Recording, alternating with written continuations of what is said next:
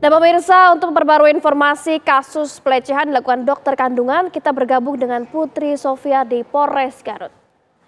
Selamat siang Putri, setelah pelaku ditetapkan sebagai tersangka, apakah ada terduga korban yang masih melapor hingga siang ini? Seperti apa Putri? Ya, selamat siang Fatima Albar dan juga pemirsa TV One. Hari ini Polres Garut telah secara resmi menetapkan MSF selaku dokter yang diduga melakukan pelecehan seksual sebagai tersangka.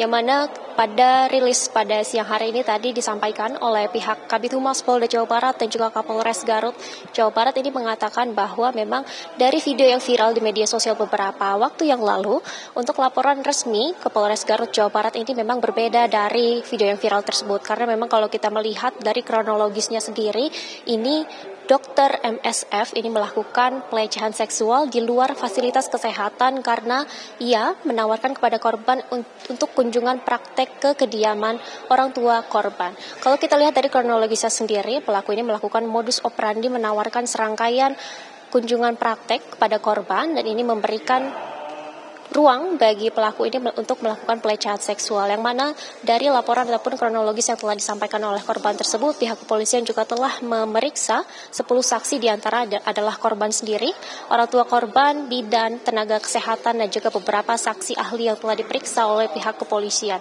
Namun untuk sementara memang dari laporan yang telah diterima oleh pihak kepolisian ini memang masih ada beberapa korban yang belum melakukan pelaporan secara resmi ke pihak kepolisian, karena kalau dari pengakuan pelaku sendiri setelah didalami oleh pihak kepolisian beberapa waktu yang lalu hingga saat ini, memang pelaku mengaku sudah melakukan modus pelecehan seksual ini sebanyak 4 kali dengan 4 korban yang berbeda.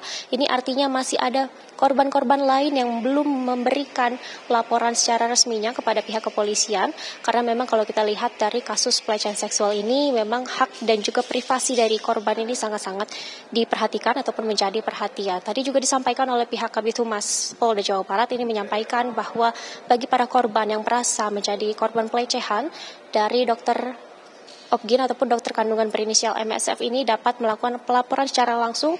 Hotline dan juga posko pengaduan juga telah dibuka bagi para korban, karena kalau kita lihat dari konstruksi hukumnya sendiri mengenai kasus pelecehan seksual sendiri, ini merupakan kasus yang memang memerlukan adanya laporan ataupun aduan dari para korban untuk memberikan hukuman yang memang setimpal dari perbuatan yang telah dilakukan oleh para pelaku.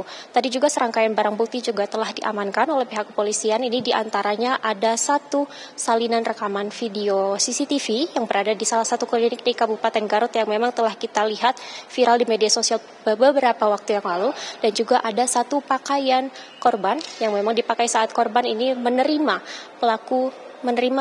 perlakuan pelecehan seksual dari dokter MSF tersebut. Untuk sementara memang pelaku sudah ditetapkan sebagai tersangka dan akan masih terus didalami dan juga ditelusuri mengenai korban-korban lain yang telah menjadi korban dari pelecehan seksual oleh pelaku. Dan memang kalau kita lihat kasus ini memang berlangsung sejak tahun 2024, dan kalau kita lihat dari surat izin praktek dari pelaku sendiri ini telah melakukan praktek di berbagai lokasi, tidak hanya di Garut sendiri tetapi juga di Bandung dan juga Malangbong dengan fasilitas kesehatan yang berbeda. Tetapi tidak hanya di lokasi fasilitas kesehatan, pelaku ini juga melakukan modus operandinya di luar fasilitas kesehatan. Artinya ini tidak hanya berlaku di dalam rumah sakit atau klinik, tetapi juga pelaku melancarkan aksinya di luar fasilitas kesehatan. Untuk sementara kami masih melakukan pemantauan bagaimana perkembangan kasus ini. Fatimah, untuk sementara kami kembalikan ke studio.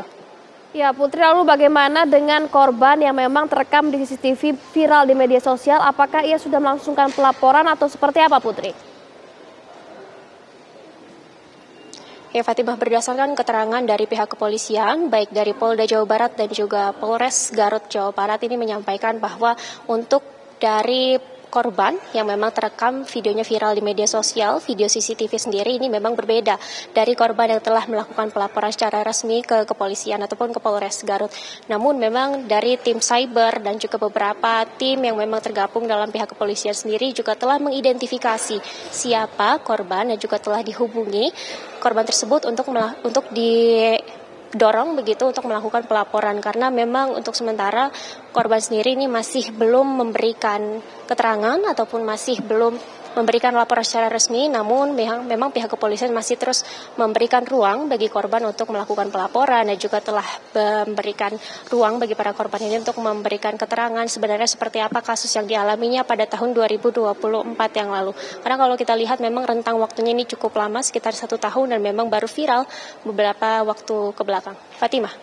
Baik, terima kasih Putri informasinya langsung dari Garut, Jawa Barat, dan selamat kembali bertugas Putri. Ya pemirsa, Ikatan Dokter Indonesia di Jawa Barat mengecam tindakan dokter spesialis kandungan yang diduga melakukan pelecehan seksual terhadap pasiennya di sebuah klinik di Garut, Jawa Barat. Pelaku terancam diberhentikan dari keanggotaan IDI dan berikut pernyataan Ketua IDI Jawa Barat, Dr. Lutfi.